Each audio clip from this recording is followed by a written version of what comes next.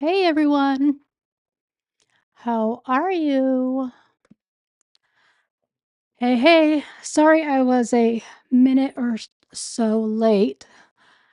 My husband decided he wanted to go snack shopping at the very last minute, so I was standing at the kitchen counter making a snack list, everything that I probably don't need, but had to have. So, hello, happy Saturday. I apologize. I did not go live last night. I was not feeling very good, and I still can't figure out if my voice is because of allergies or if I'm coming down with something. I felt like I was a witch that had titties as cold as a brass corset. So let's see. Hey, Georgie, Nancy, Claire, April, Vault, Coochie, Lauren Marie, Nurse Jen, Sweets, Cree, hello. Mari, Artsy Nurse, Violet Girl, Jennifer Positivity. Oh, I'm gonna keep calling you that. So, I planned to go live at 8, and then I realized, yeah, have you ever seen a witch wear no, not brass titties, a brass corset? Our dogwoods are blooming. See, I don't remember any, of the cotton trees. I don't even know what they're called, but they, like, blow the cotton stuff everywhere. I mean, it just fills the backyard. But, I don't ever remember them until, like, fall, if I remember correctly. But it's just it gives me the worst allergies. I caught replay of your last live. It is very eye-opening. It's scary. And that was just, from February 22nd to March 8th. 336 arrests, not including the children sting operation. So, oh good, the chat's working. I purchased a new license. I purchased the last license for the Hello Kitty themed that I have, and then I was like, okay, if I'm going to be talking about like this true crime stuff, I need to make something not Hello Kitty-ish because I don't know, it just felt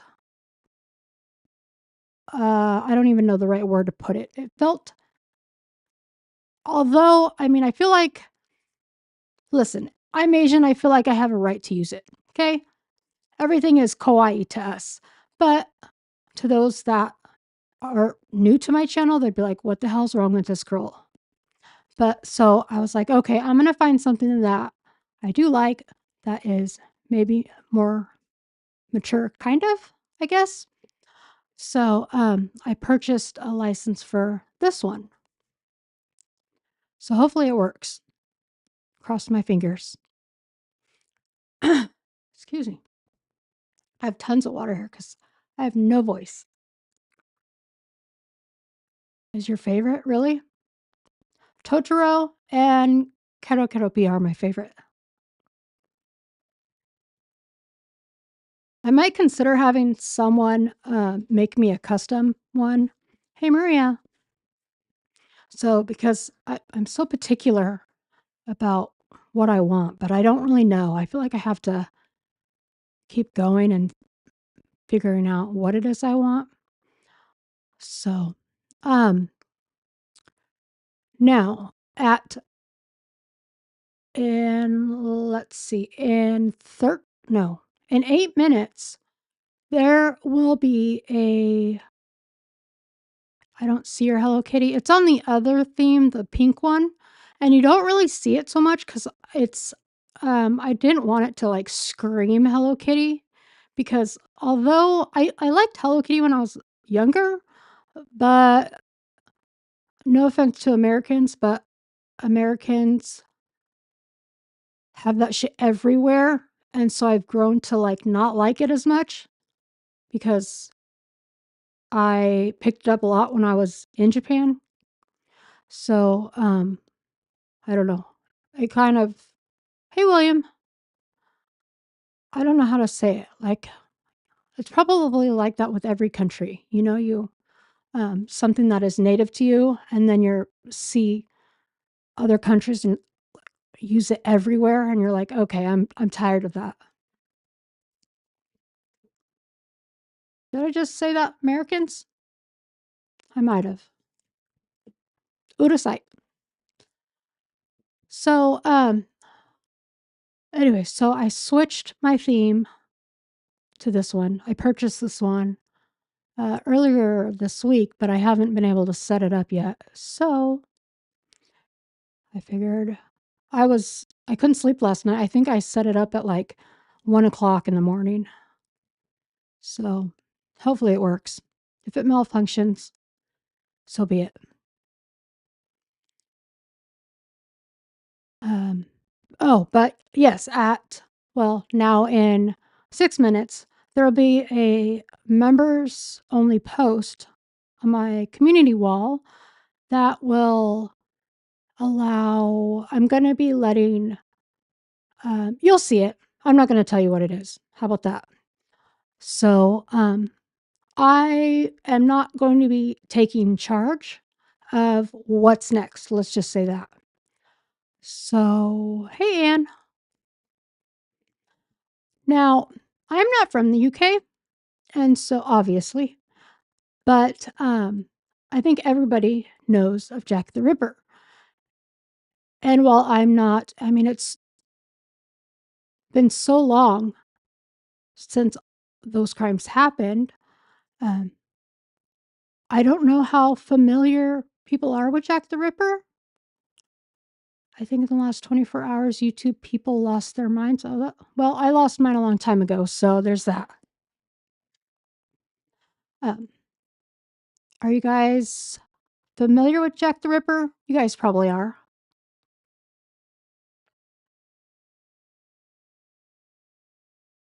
Hey, hey, Crystal.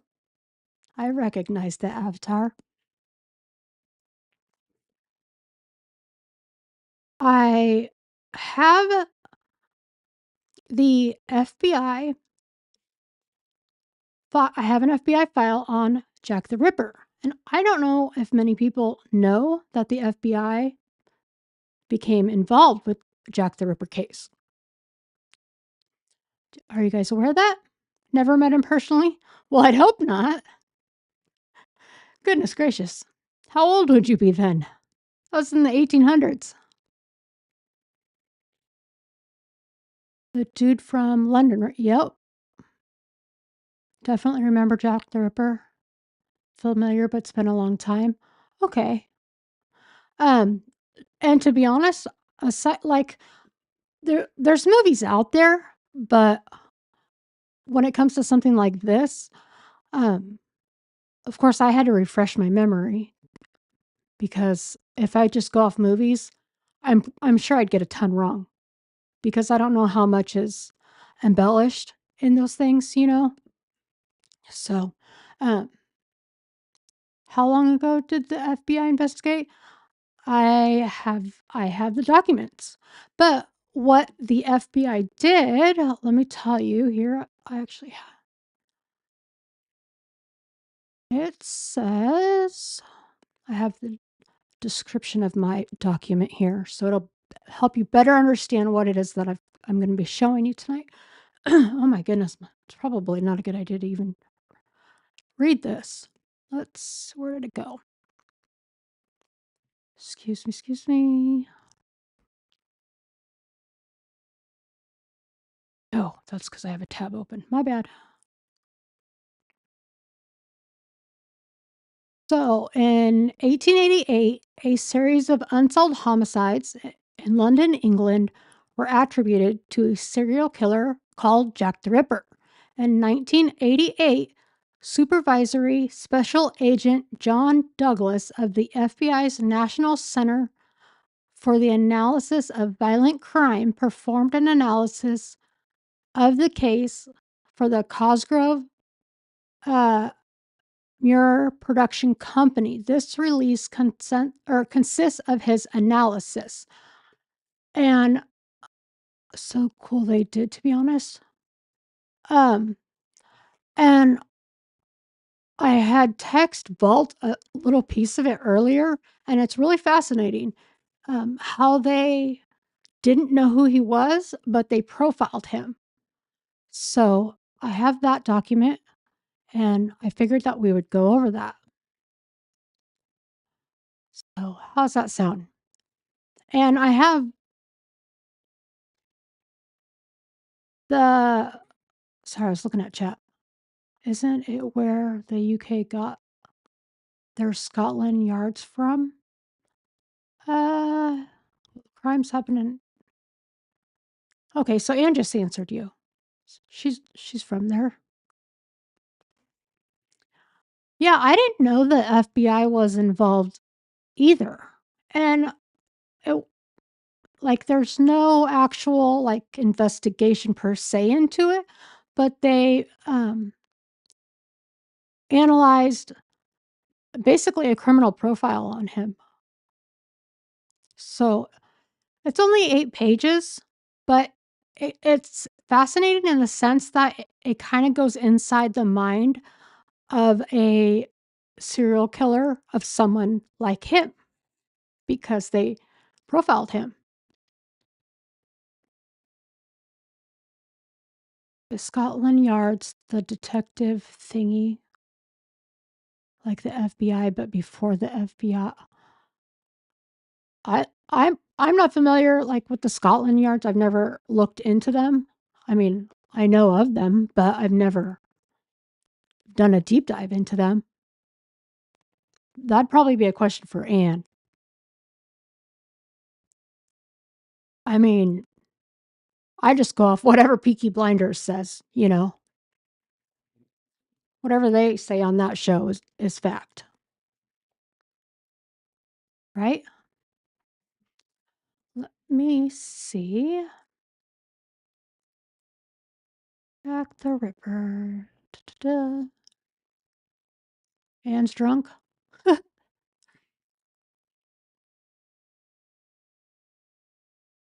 Where did my... Why did I open the same file twice? That's stupid.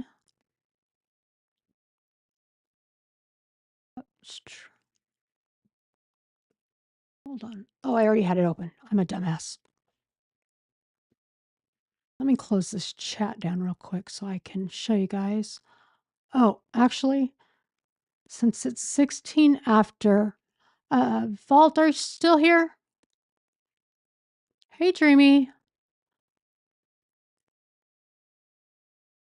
Vaulty, Vaulty, Vaulty. Oh, there you are. I was just going to see if you can see the community post. So if you can, I was going to, or Jen might even be able to, you can see it? Okay. You saw the post? Okay.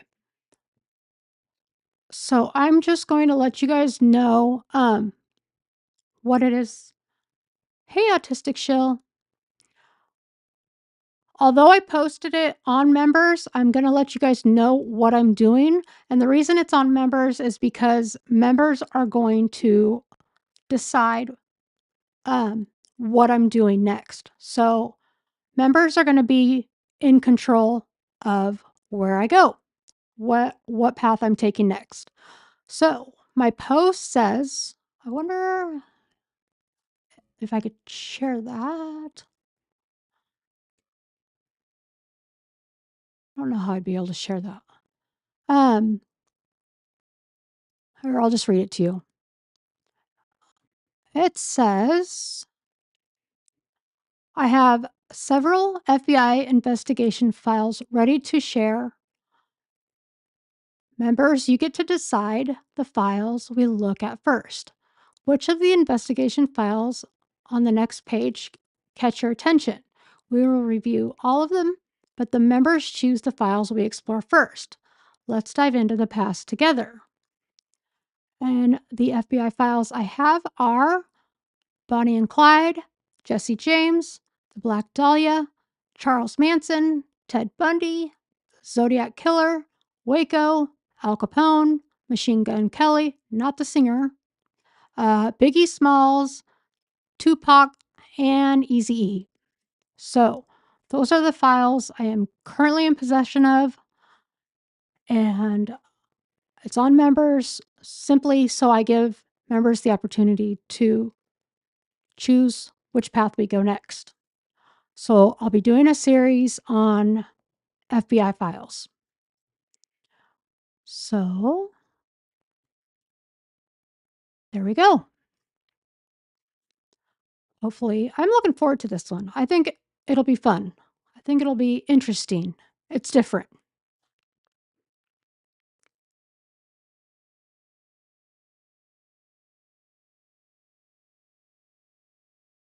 If there's any other ones you guys think that we should look at, um,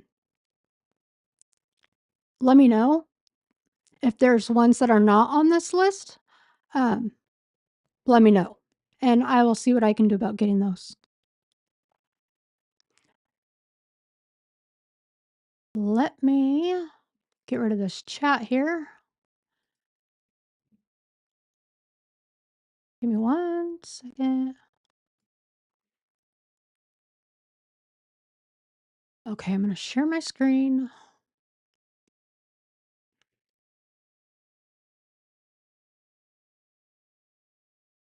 Okay, hopefully you guys can see that.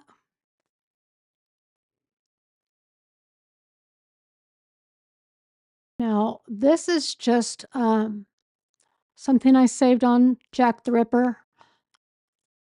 I can upload this. It's only 2 pages, and I can link it in the description box below, or I can actually, this is from Britannica Encyclopedia. I can link you the direct link to this website. But let me pull up my Jack the Ripper file. I'm going to have to move this over a little bit.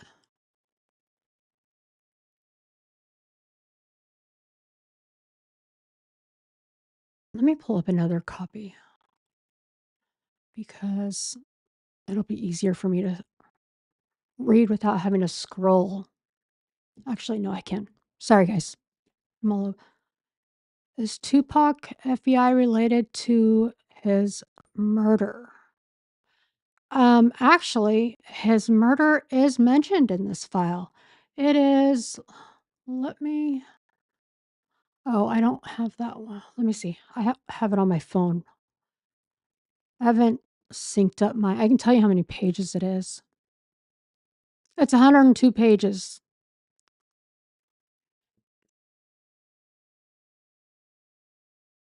The Waco file out of all of them that I've saved is the biggest one so far. Like, it has a ton.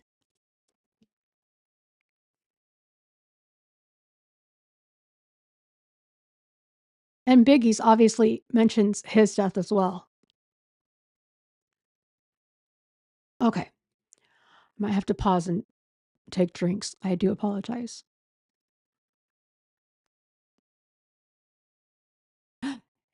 Hey!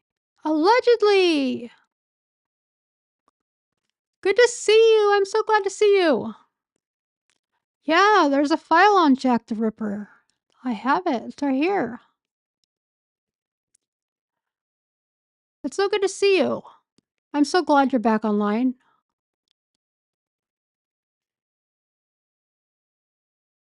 Some of you may know, allegedly Angelo. A great person, great human. So I don't, allegedly, were you here in the beginning?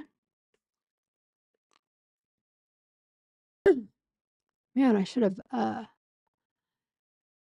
hey, honey, I should have taken like a cough drop or something. Whatever this is really gotten me.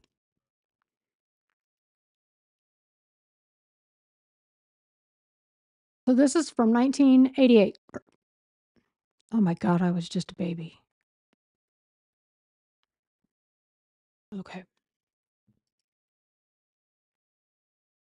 I really don't wanna make anybody dizzy.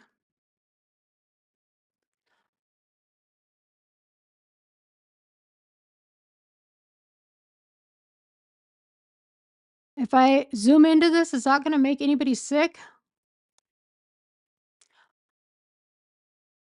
If I scroll?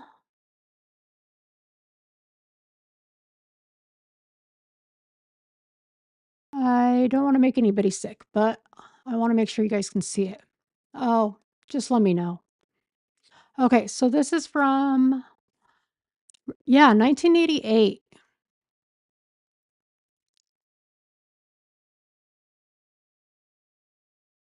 Oh, you don't have to, worry about going to the start if you don't want to, allegedly. It's cool.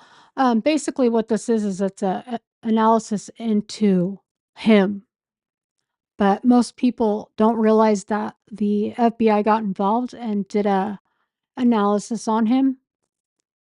So I have several FBI files that I was gonna be doing a series on. I'm good? Okay, perfect.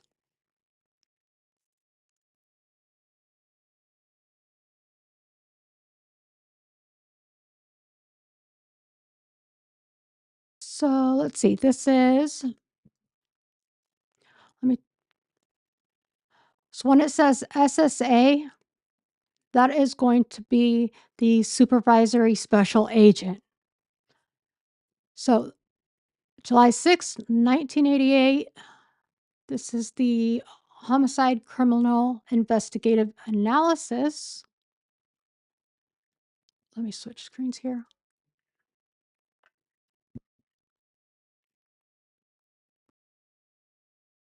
I see John Douglas name there.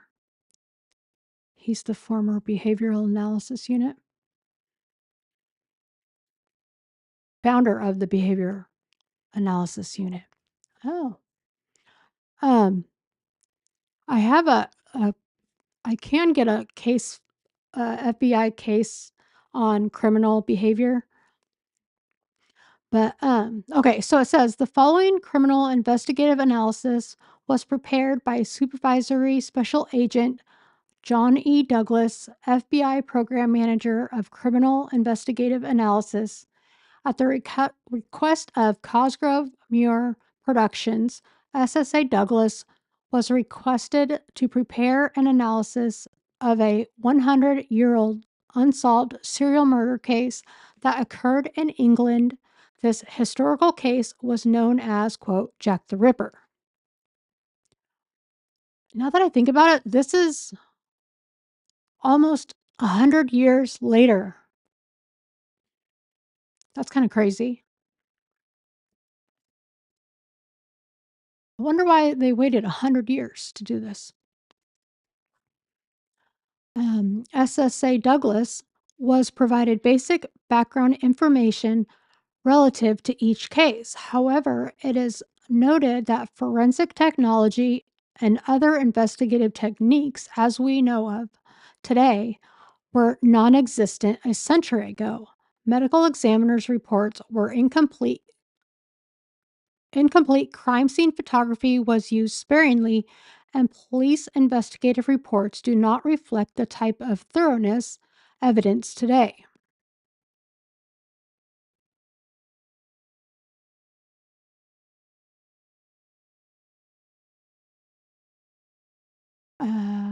When a case is submitted for investigative analysis, the reliability and validity of the overall analysis is hinged on the thoroughness displayed by the medical examiners, technicians, investigators, etc. Although materials provided were not as complete as cases submitted today by much more sophisticated law enforcement agencies, SSA Douglas filled in the missing pieces of information by making certain probable assumptions. This analysis will address the following areas: victimology or profile of victims, medical examiner's findings, crime and crime scene analysis, offender traits and characteristics, pre and post offense behavioral patterns, investigative and or proactive techniques, and interview interrogation suggestions. Okay. Rather than address each homicide separately, SSA Douglas's comments will relate to the entire series of homicides as a whole. Okay.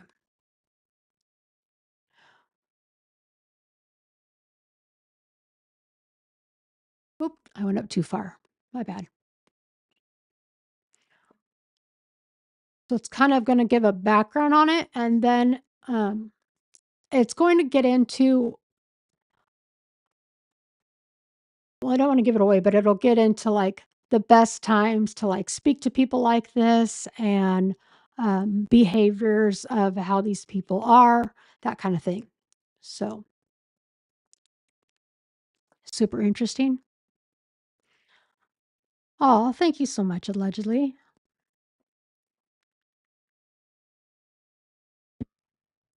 Okay. This is only 8 pages. So hopefully it goes. We're on page 3. So this one is Victimology. In each homicide, the victim was a prostitute with a reputation of drinking quite heavily. These two ingredients place the victim in a quote high risk category. By high risk, we define this as someone who was very likely to be the victim of violent crime. From an investigative perspective, this makes it extremely difficult in reference to developing logical suspects. From a forensic viewpoint, if any evidence is obtained, such as hairs and fibers, semen, etc., law enforcement would not know for certain if this evidence did in fact come from the subject. 100 years ago, prostitution was not as organized as it is today, where we have pimps controlling, monitoring, and protecting their stables. During the Jack the Ripper era, women worked independently. A female prostitute who drank heavily was looking for trouble. We would suspect that there were numerous instances of these women being physically assaulted, raped, or ripped off. I gotta get a drink of water.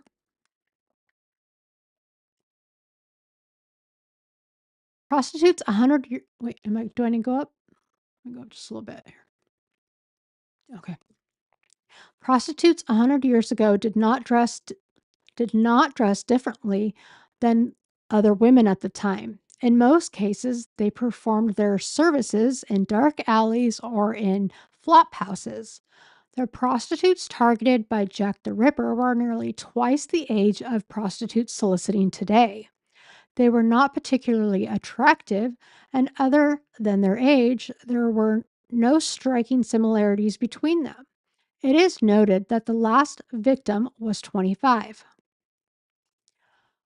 Jack the Ripper victims were targeted because they were readily accessible. Jack the Ripper did not have to initiate the contact. This was done for him by a prostitute.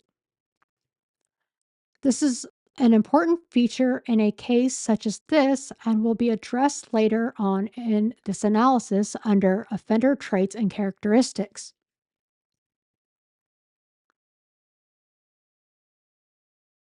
Okay. And then this is the medical examination. As stated earlier, the medical examinations conducted at that time were not very thorough when compared to autopsy examinations conducted today by experienced forensic pathologists. However, even in some parts of the United States today, autopsy examinations were something less than desired. The preliminary primary areas noted in this analysis were as follows: no evidence of sexual assault, subject killed victim swiftly,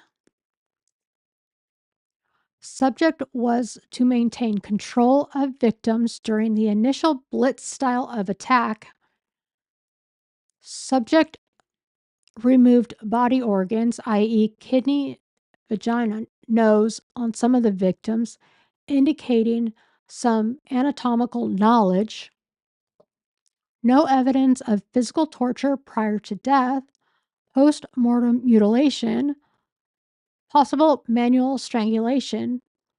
Blood from the victims was concentrated in small areas. Rings were taken from one of the victims. The last victim was killed indoors and was the most mutilated.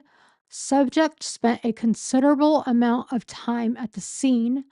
Time of death was in the early morning hours. How do you remove a vagina? Just a random thought, but let's continue. Okay. The above listed autopsy findings will contribute to the overall offender analysis that will be addressed later on in this report.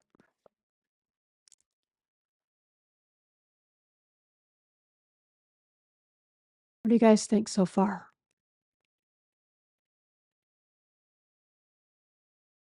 Whoop. He was quite the creeper.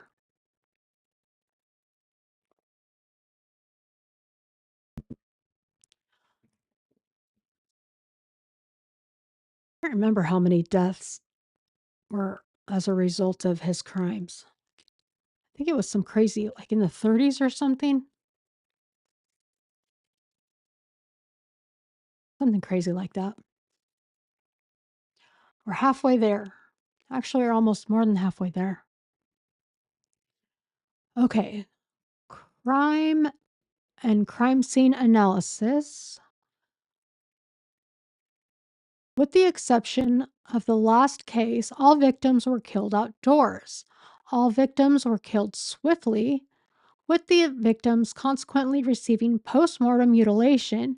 All homicides occurred within 1/4 of a mile from each other and occurred either on Friday, Saturday, or Sunday during early morning hours. Well, that's interesting. After the first homicide at Whitechapel Station, the subject moved swiftly across town, 1/4 of a mile. If a line is drawn from crime scenes 2, 3, 4, and 5, a triangular configuration is formed. This is observed in other types of serial crimes. Huh. This triangular configuration is viewed as a secondary comfort zone for the Ripper. This movement is caused when a subject believes that the investigation is heating up in his primary comfort zone. The primary comfort zone would be the location of the first homicide in the vicinity of Whitechapel Station. It is the opinion of this crime analyst that there were other attacks in the Whitechapel area that either went unreported or for some reason were not considered by authorities to be crimes of Jack the Ripper. I never looked into it, but I always thought there were also other elements of SA involved. Yeah, I didn't realize like he cut out body parts like that.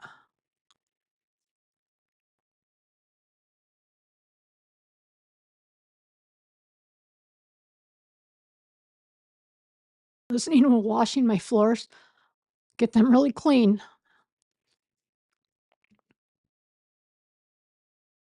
Some of this stuff, when you hear this, it makes you just want to take a shower. You get the creeps. Okay. Some criminologists and behavioral scientists have written in the past that subjects will maintain their modus operandi, and that is what links so called signature crimes. This conclusion is incorrect. A subject will change his modus operandi as he gains additional experience. This is learned behavior. However, the personal desires. Oh, God, I need a drink. Stupid voice.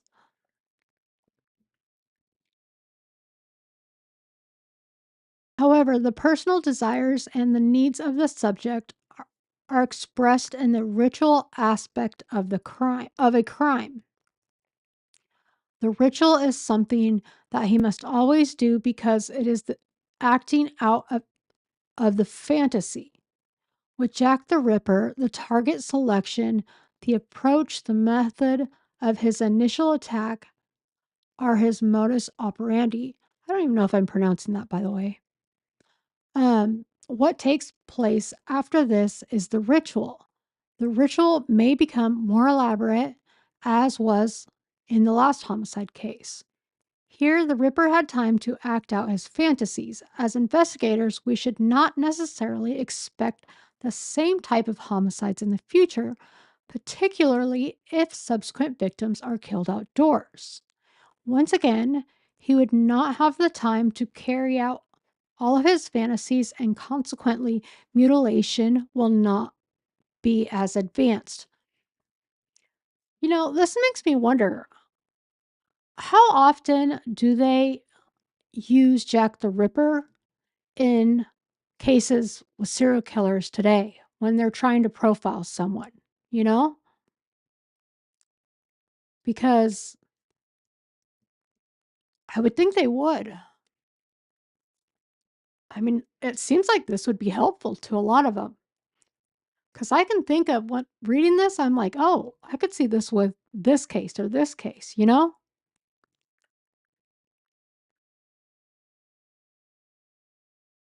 Like, I wonder if Richard Allen has any additional victims.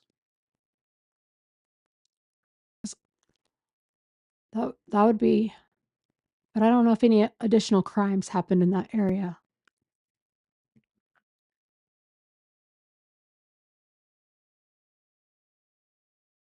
Okay. Whoop, I went too far. Sorry, sorry. I'm so sorry I'm losing my voice.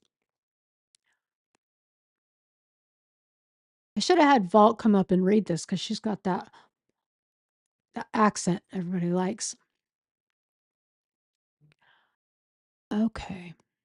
Let's see. We're at another aspect of this case worth mentioning was oh,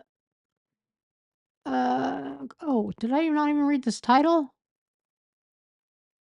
How do I even pronounce that word?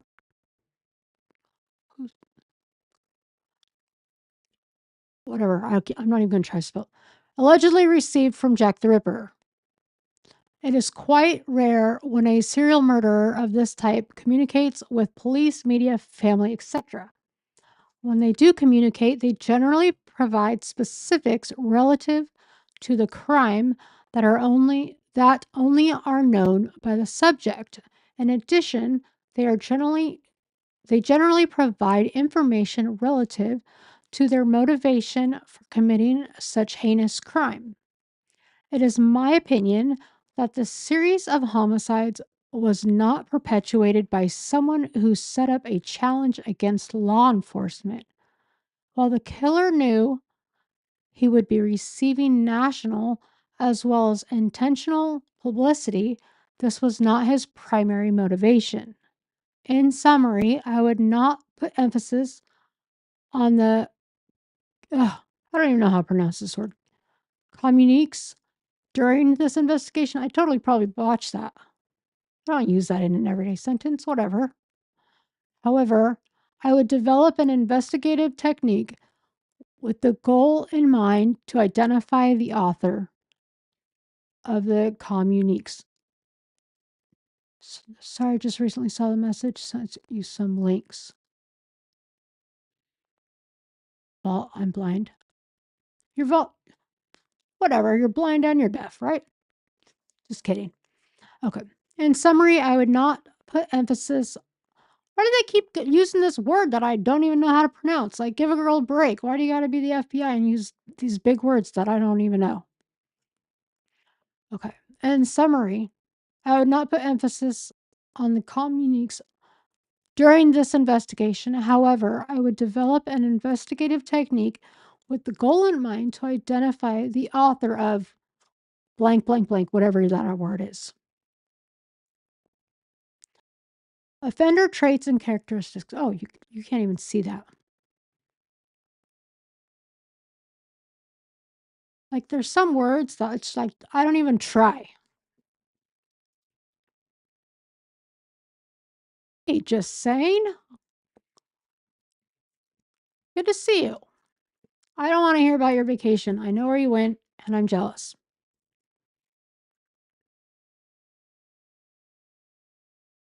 But for reals, I hope you had a much needed break and a great time. Okay. These homicides are referred to as lust murders. Roy Hazelwood and I wrote an article several years ago which appeared in the FBI's Law Enforcement Bulletin. The word lust does, oh, see, they did a typo. They did a typo. Shame on them. Does not mean love or have any sexual meaning, other than the fact that the subject attacks the genital areas of his victims. The vaginal area and breasts are the focal point of the attack in a woman, and the penis and scrotum are the attack area of the male offender. Generally, males who are attacked in this fashion are victims that are involved in a homosexual relationship. Huh, that's interesting.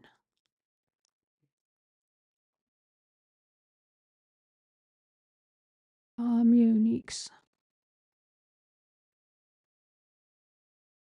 What's Paul? You're telling me some? What's that M word? And then word after that. I don't know what the hell that is. What? I don't know. Yep, don't know.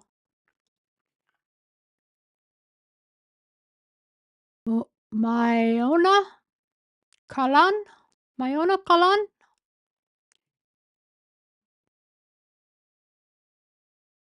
Um, yeah, I'm gonna have to like make Siri pronounce that word to me later. I have never experienced a female serial lust murder either in research or in cases received at the NCAVC. It is for this reason that Jack the Ripper was a male. Did they not know he was a male back then? I thought they knew. He was of white race in view of the fact that white was the predominant race at the crime scene locations, and generally crimes such as these are interracial. Interracial. The age of onset for these types of homicides is generally between the mid to late 20s, based upon the high degree of psychopathy exhibited at the scene, the ability of the subject to converse with the victim until a suitable location is found, and the ability to avoid detection places him between the age bracket of 28 to 36 years of age. However, it should be noted that age is a difficult characteristic to categorize, and consequently, we would not eliminate a viable suspect exclusively because of age. Scroll up a little bit.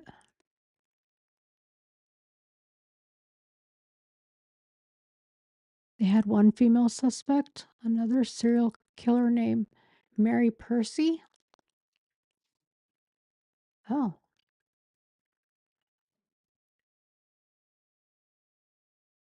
This offender does not look out of the ordinary. However, the clothing he wears at the time of the assault is not his everyday dress. He wants to project to unsuspecting females, prostitutes, that he has money. Consequently, this relieves him from initiating contact.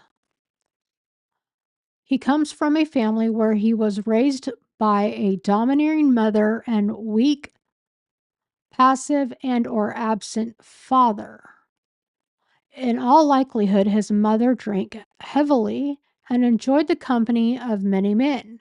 As a result, he failed to receive consistent care and contact with stable adult role models. Consequently, he became detached socially and developed a diminished emotional response towards his fellow man. He became a social, preferring to be alone. His anger became internalized, and in his younger years, he expressed his pent-up destructive emotions by setting fires and torturing small animals. By perpetuating these acts, he discovered increased areas of dominance, power, and control, and learned how to continue violent destructive acts without detection or punishment. As he grew older, his fantasy developed a strong component that included domination, cruelty, and mutilation of women. He would expect to find evidence of We would expect to find evidence of this violent destructive fantasy life through personal writings of his as well as drawings of women being mutilated. That's disturbing. For employment, he would seek a position where he could work alone or vicariously experience his destructive fantasies. Such employment would include work as a butcher, mortician's helper, medical examiner, assistant, or hospital attendant.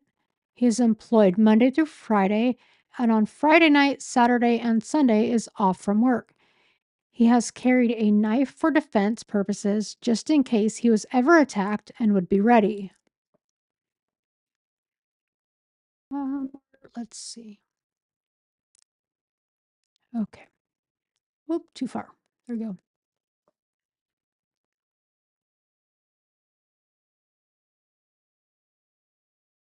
Getting closer. This paranoid type of thinking is in part justified because the poor self image he has of himself. He would be expected to have some type of physical abnormality. However, not severe. He perceives this as being psychologically crippling. We would look for someone below or above average in height and or weight. May have problems with speech, scarred complexion, physical illness or injury. How would they know scarred complexion? That's different. Hmm. Maybe picking or something? We would not expect this type of offender to be married. If he was married in the past, it would have been someone older than himself, and the marriage would have been for a short duration. He is not um, he is not adept in meeting people socially, and the major extent of his heterosexual relationships would be with prostitutes. Due to lack of hygiene practices by prostitutes at time, what? I'm going to say at the time, and the absence of treatment for venereal disease, he may have been infected. If infected, this would further fuel his hatred and disgust for women. Lord Jesus. Scrolling up a little bit. I'm trying to tell you guys just so that way if you have vertigo, you know. Okay. He would be perceived as being quiet, a loner, shy, slightly withdrawn, obedient, and neat and orderly in appearance. And when working, okay. He drinks in the local pubs, and after a few spirits, he becomes more relaxed and finds it easier to engage in conversation. He lives or works in the Whitechapel area. The first homicide should be in close proximity to either his home or workplace. It is noted that London Hospital is only 1 block from the first homicide, and as stated earlier in this analysis, we would expect other violent crimes in this vicinity. Investigators would have interviewed him during the course of the investigation, and he was probably talked to by the police on several occasions. Unfortunately, at this time, there was no way to correlate this type of information, therefore, he was overlooked. Investigators and citizens in the community had a preconceived idea or picture of what Jack the Ripper would look like. Because of this belief that he would appear odd or ghoulish in appearance, he was overlooked and or eliminated as a potential suspect. Oh, that explains why he always had that like mask looking disfiguration in so many pictures because people perceived him that way and it just stuck with him all these years later. He sounds like a Jeffrey Dahmer, but he also kind of reminds me of that oh my god, what's his name? The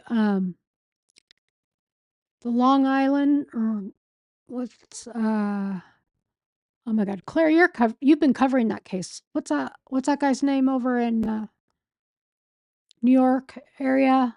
That killer guy?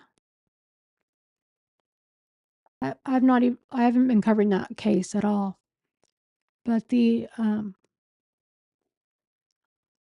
Russ West what the hell? You guys know what I'm talking about? The not the Green River Killer, Rex. Rex, yeah, that guy.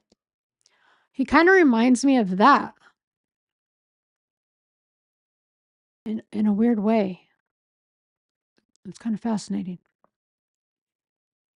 Okay, I'm going to scroll up.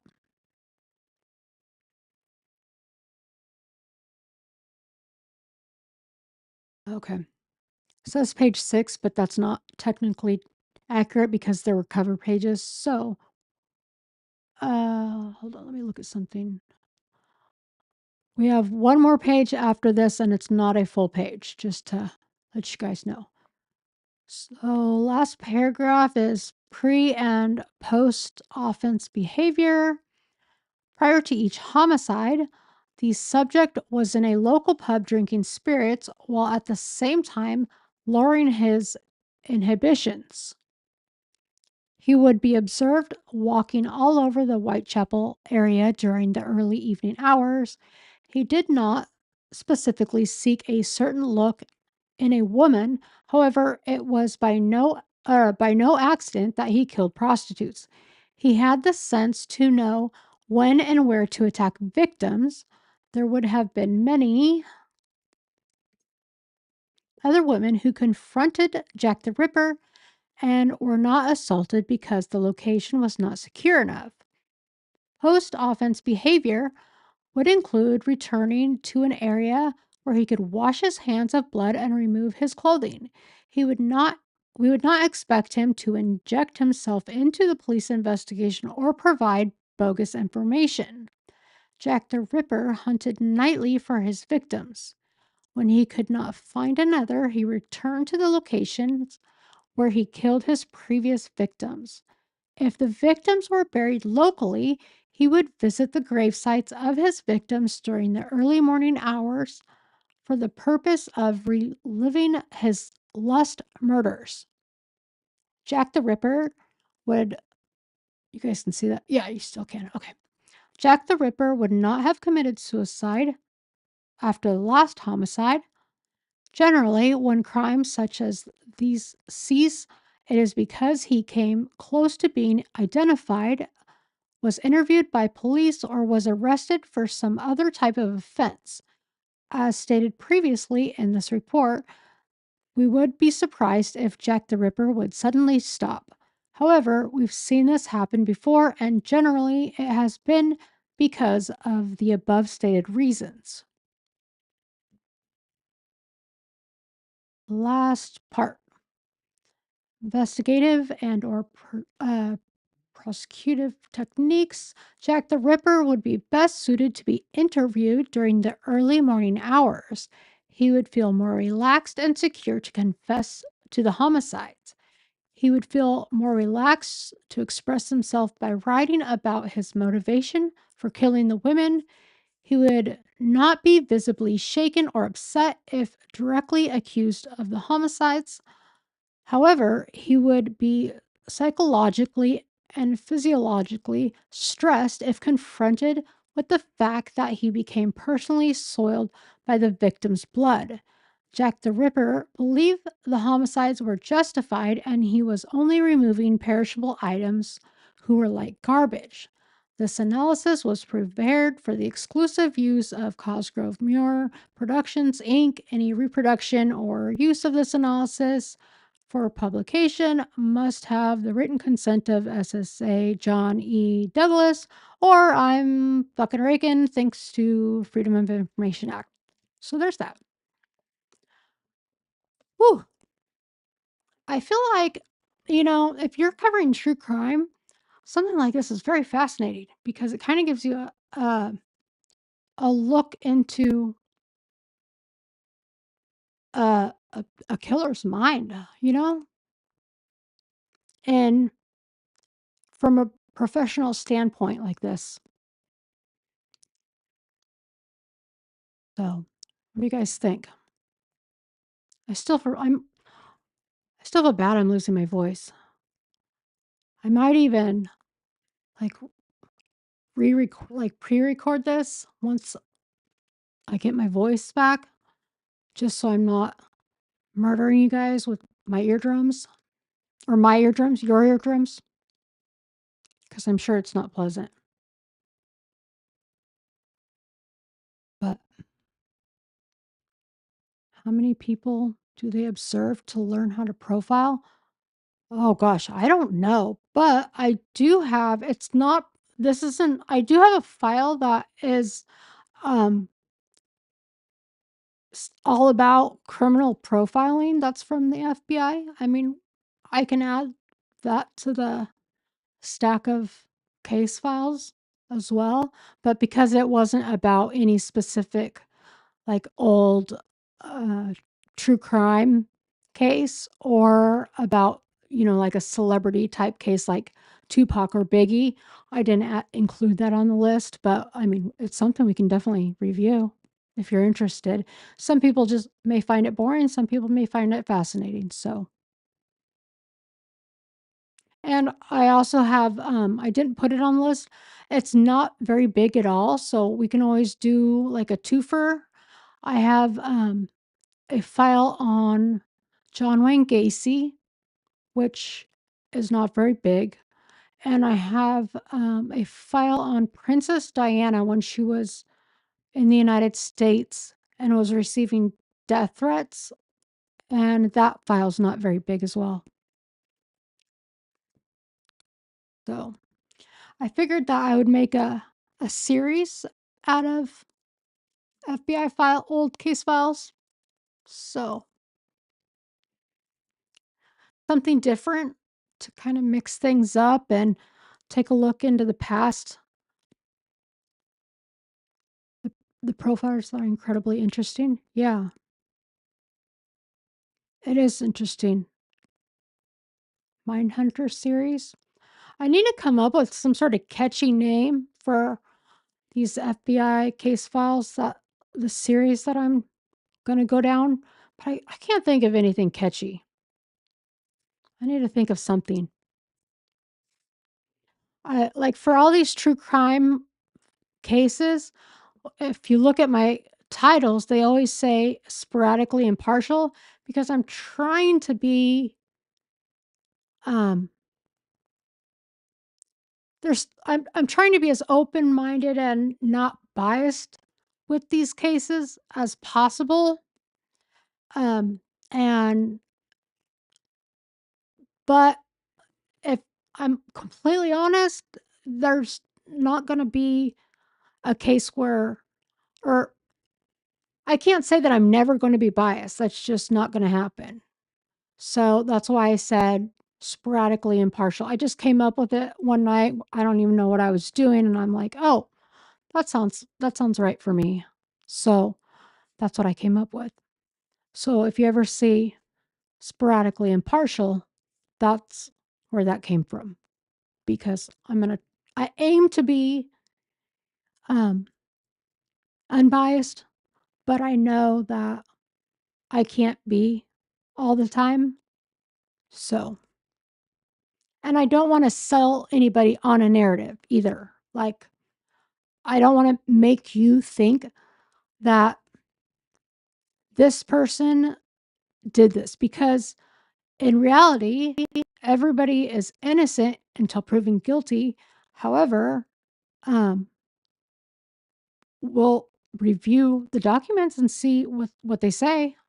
So we just have to keep in mind that they're innocent until proven guilty. Because I'll tell you what, if someone pinned a crime on me, no fucking way. Mm-mm. You better not.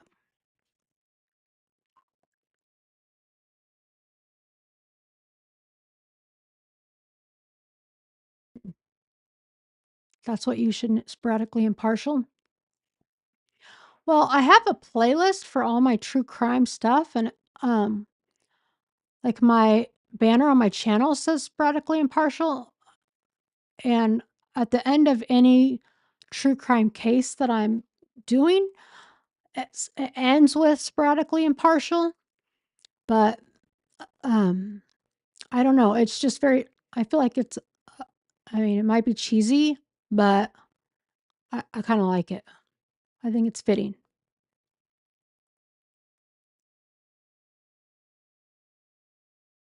So I was trying to just think of something that would be different for um,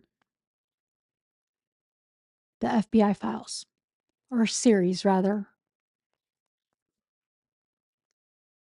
So if you guys think of anything, let me know. And if you're a member of the channel, let me know um, which case file we should go over next, because I would love for you guys to lead the way and tell me which ones you want to look at. So name your files sporadically impartial.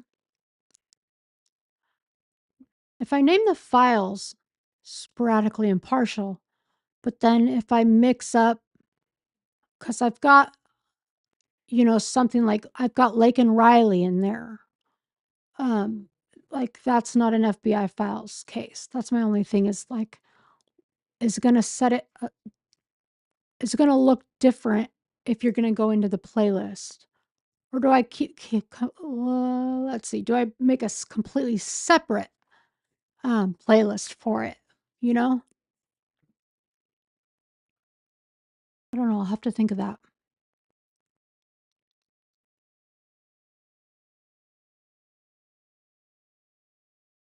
So, anyways, let's see. It's been an hour. Uh, I'm. It's still pretty early for let's see. It's Saturday. It's still pretty early. If you guys want me to schedule something live and we can just do whatever, or it's up to you guys. I still have I still have one live to make up from March, because I made that 3 a week commitment. So it's up to you guys.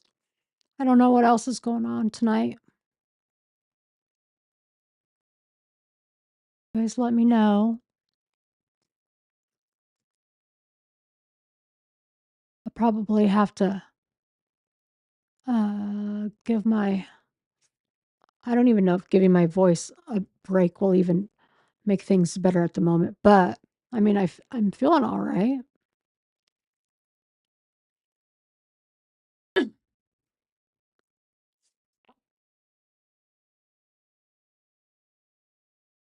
You like the autistic show?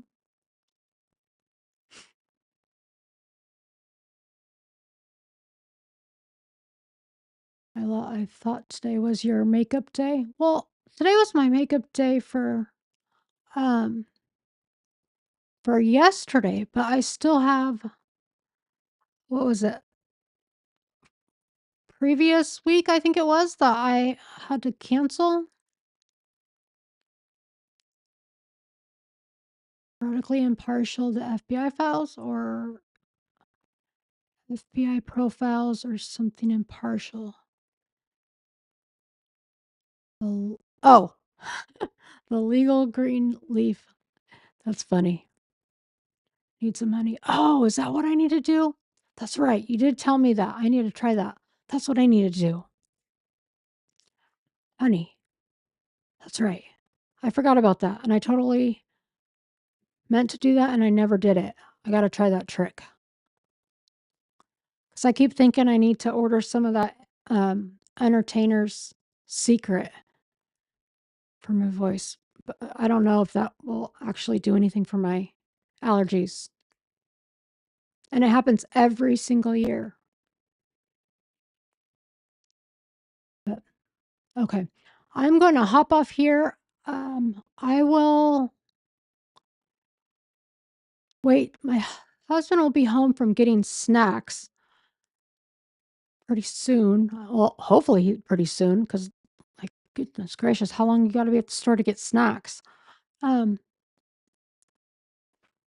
and then I can always schedule something now, so that way I'm committed to it if you guys want. Or you guys let me know. And I have no problems. I like hanging out with you guys, whatever you guys would like. And but I'll end this one just to keep it with this honey lemon tea. Gargle with salt water. Salt water. My throat doesn't hurt though. It's just it. I don't know. It just gets like really. I just lose my voice every single allergy season.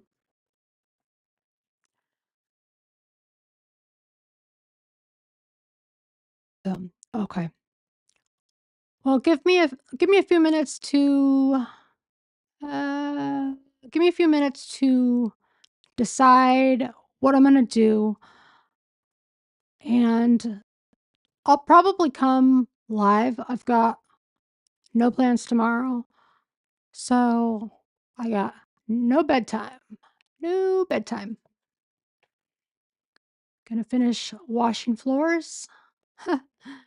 No worries. I thank you guys for being here and going through this with me. I'm excited to go through more of these. And I appreciate all of you for joining me. And I appreciate every single one of you. And I know that my channel's been going in a different direction. And I've just got to stick it out no matter what and be true to me. So I appreciate all of you. And thank you so much. And if I don't see you tonight, I hope you have a great rest of your night or a great rest of your day. I need an elephant. Good night, everyone.